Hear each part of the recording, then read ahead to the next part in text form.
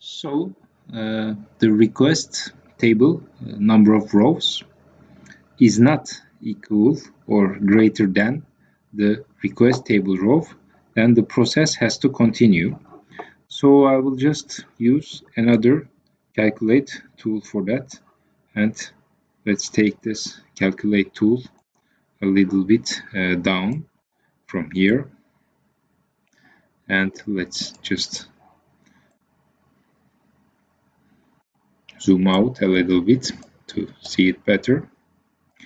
Okay, so if it is from no, the process shall continue, and I must make the request table preview read only. So let's just copy and paste this read only, and let's just skip this, and now let's make it read only, but not the request table, the request table preview.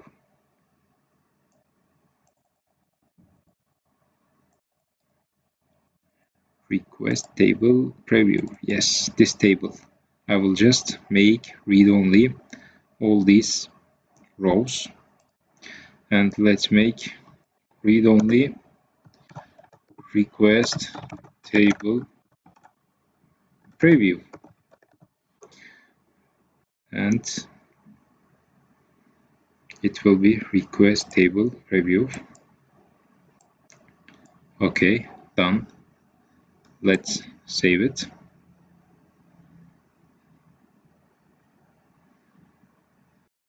Okay, so let's proceed now. Let me check if there is anything that needs to be hidden at this step. So I want to show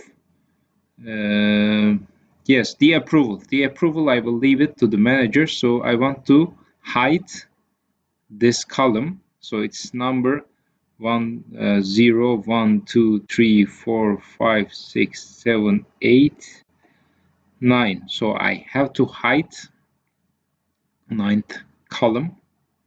Let's use our calculate tool and our expression as hide table column, and the table will be this time request table preview. Column index will be only 9 and true, and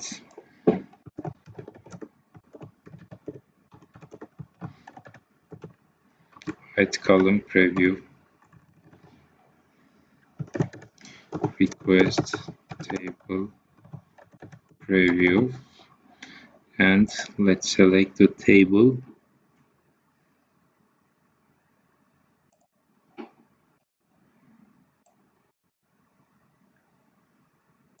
Okay, and oh, there's no button here. Let's just name it as well. So I can say maybe here supplier selection, so it's getting quotes. Just let's say get quotes, and let's change the background color. Okay, so the process seems ready. Let's save it and let's proceed with the task form. Okay, let's use this task form. Let's copy and paste it because it will already be sent to procurement, and let's send it to procurement. Let's change the subject, maybe number, form number, procurement request, and I can write to the disclosure, maybe, I don't know, please enter prices and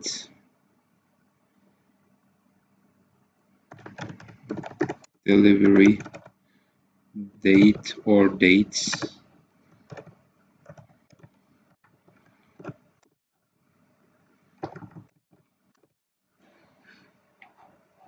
and let's show which data elements. Let's check from here. I think form number, read only, form date, requester, and request table. All these read only, but the request table preview, I want to show it. Okay, let's check again. So far so good. So let's save the process.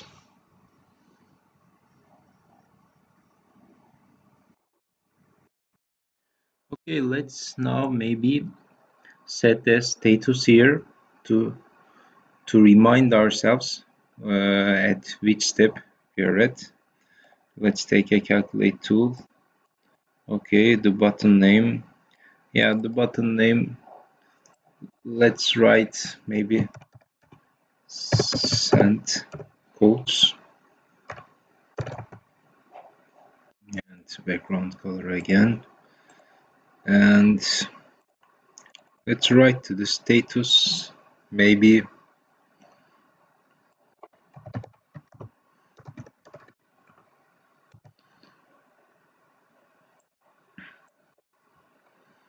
something like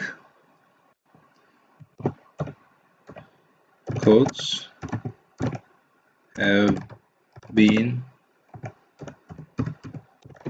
submitted to the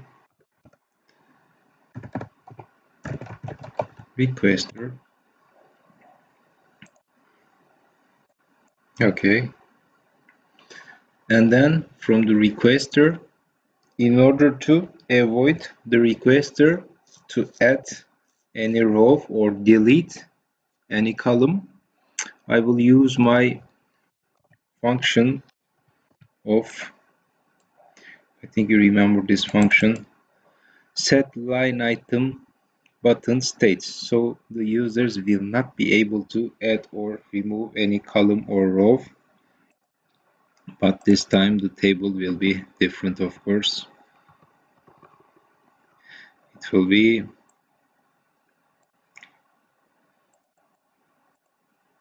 request table preview. Okay, so maybe by mistake, if the requester tries to add or delete any button, we will just avoid it. And I have hidden here the column A. What's the column A? Let's check what's the column A. So the column 9, I'm sorry, not A, the column 9, because let's check the formula. Look, I have just hide the column 9, but I will have to unhide it now. Let me explain why. Because column 9 is the approval checkbox. I will have to unhide it to the requester, because the requester will do the selection.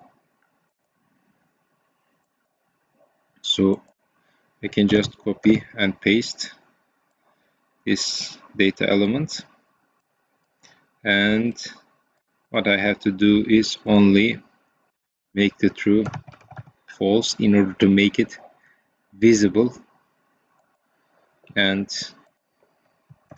let's say unhide. That's fine. And now it's time for the initiator to give the approval. So what I have to do is to get a task form,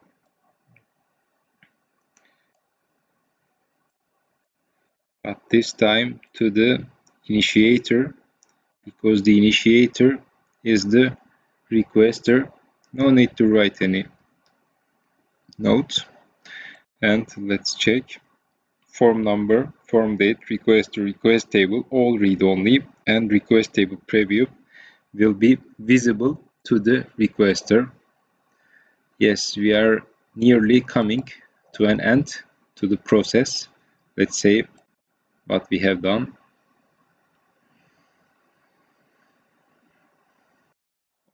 after taking the approvals, now I want to create one order table.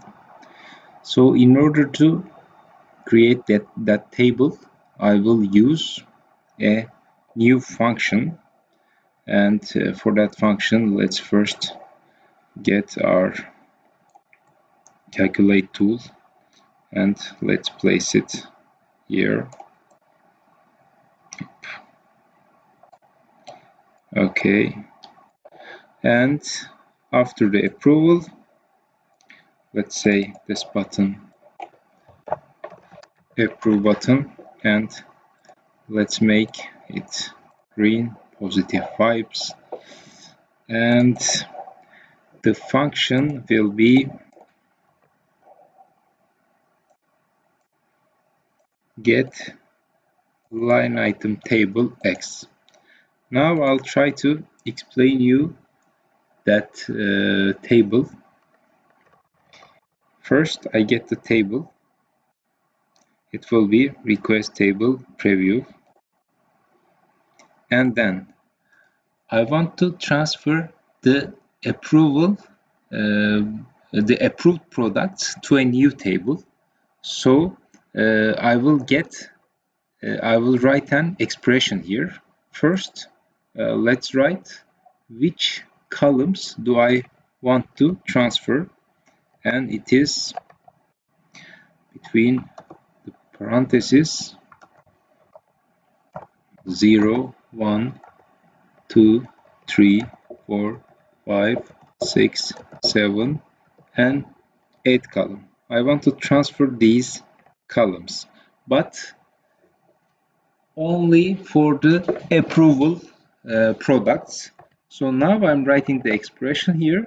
The expression will be between the parentheses 9th column was the checkbox column. I mean the approved element button.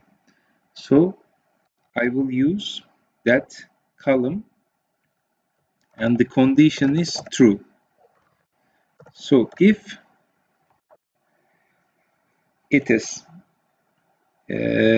checkboxed with column 9, then I want to get all these data here if this condition is true. So let's close the parenthesis, and yes, this is our new function we use in order to transfer that data.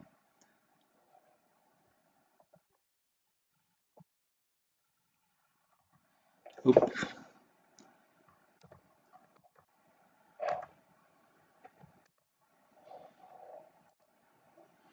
And the calculated data element, of course, it will be request table preview. I will use this table for the orders, and let's write the status. I don't know, transfer orders to table. All right.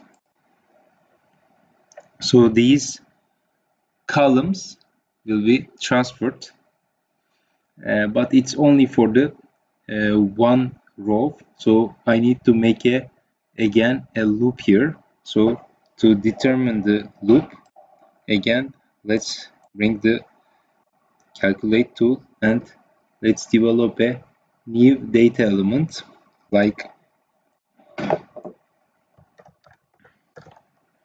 request table preview row number.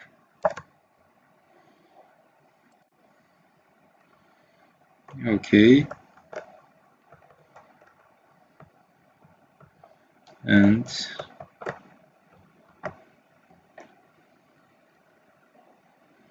it will be numeric data. Oh, sorry. It will be a numeric data. So, and I will use the function get line item row count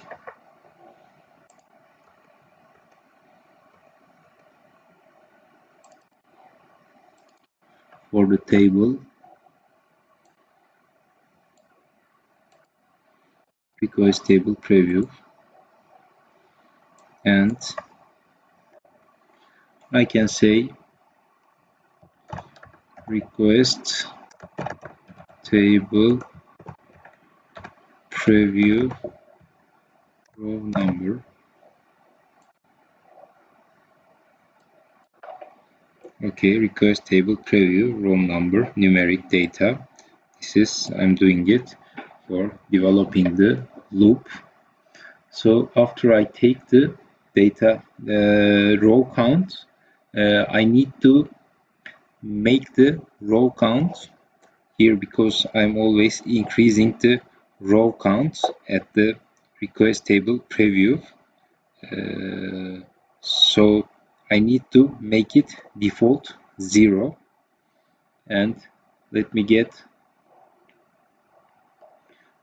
one calculate element, and let's make the request table row default 0.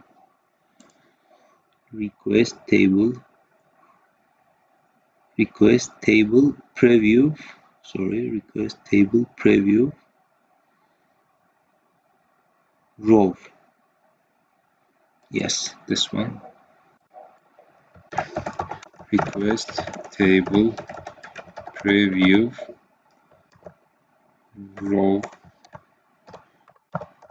equals to 0. Default it's already 0. Yes, request table preview is 0 here. And then I need to make the supplier row 0 as well, because I always increase the supplier row one by one here. You see the supplier row, and let's make a new calculate tool, and let's make the supplier row equals to 0, and the data elements will be the supplier row.